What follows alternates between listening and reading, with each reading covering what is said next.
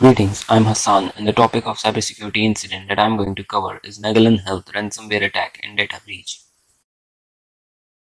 There are two different attacks that were used in this data breach. The first one is phishing. Phishing is a type of social engineering attack. It occurs when an attacker, masquerading as a trusted entity, deceives the victim into opening a malicious email or text message. It is used to steal user data, which includes login credentials, etc.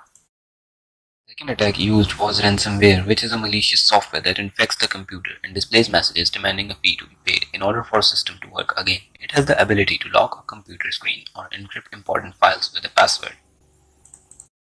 Now coming to the actual attack, Magellan Health and Corporation is an American managed healthcare company.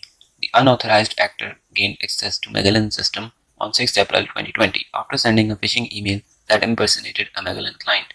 So this was the phishing attack. Moving on, hackers first exfiltrated data and installed malware that was able to steal employee credentials and passwords to gain access to the affected server.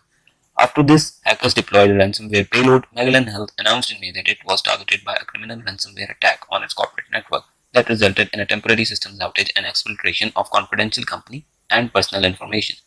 Patient data compromised in the event included health insurance account data and treatment information. It also included names, contact information, employee ID numbers, social security number, email addresses, phone numbers, and physical addresses were also compromised.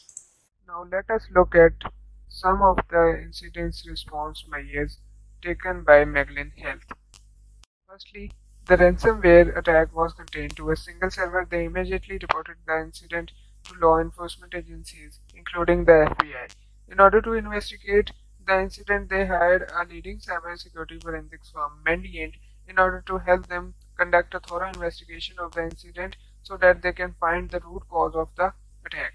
During the recovery phase of the incident, Magellan Health implemented additional security protocols designed to protect their network, email environment, system, and information present in the system, including personal information of patients, from such an attack happening in future.